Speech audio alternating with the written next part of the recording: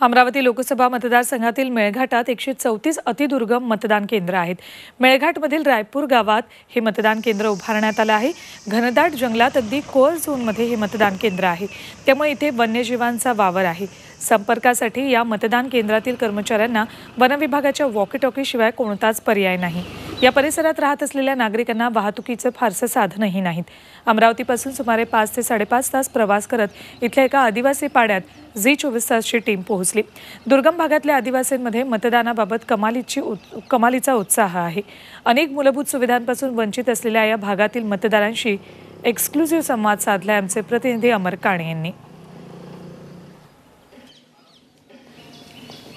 आपण आता आहोत ते अमरावती लोकसभा मतदारसंघातील मेळघाट परिक्षेत्रात। तिथलेच एका आदिवासी पाड्यावर आपण आलेलो आहे। आपण हा बघू शकतो, संपूर्ण परिसर आदिवासी पाडा, आदिवासी लोक इथे कोरकू समाजाचे मोठ्या प्रमाणात लोक राहत असतात।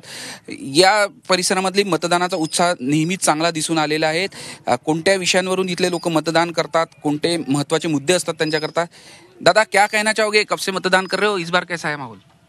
जी में हमको होना चाहिए, लेन होना चाहिए, हमको होना है, रोड होना चाहिए। हमको पानी का बहुत परेशान हो रहे हैं। हमको 2 किलोमीटर हमको पानी दूर लागले। आपण बघू शकतो यांच्या समस्या आणि त्या समस्यांना समोर ठेवून हे मतदानाला जाणार आहे। अजून काही इथले ग्रामस्थ आदिवासी आहे, आपण त्यांच्याशी बोलूया।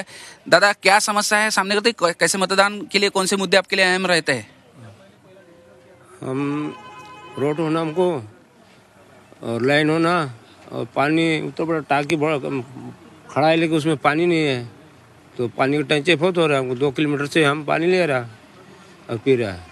आपण यांच्या चेहऱ्यावरच बघू शकतो किती कष्ट करावे लागतात आणि एकूणच या परिसरामध्ये कसा उत्साह असतो।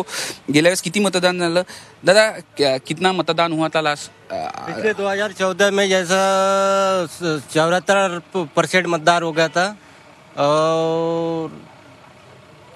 और अभी भी जैसा आशा है कि 80 से 90% मतदान होना है। आपण पाहू शकतो, हा आदिवासी पाडा आहे। शहरांमध्ये एका वेळेस मतदान कमी होताना दिसत असताना इतक्या दुर्गम भाग आहे मेळघाटमधील, तरी उत्साह मात्र किंबहुना कुठे कमी झाला नाही। त्यांचे मुद्दे त्यांना माहिती आहे, कोणत्या गोष्टींवरून ते मतदान करणार हे सुद्धा सांगत आहे आणि त्यांच्या उत्साहात कुठेच कमतरता दिसत नाही। व्हिडिओ जर्नलिस्ट रत्नशीलसह अमर काणे, मेळघाट।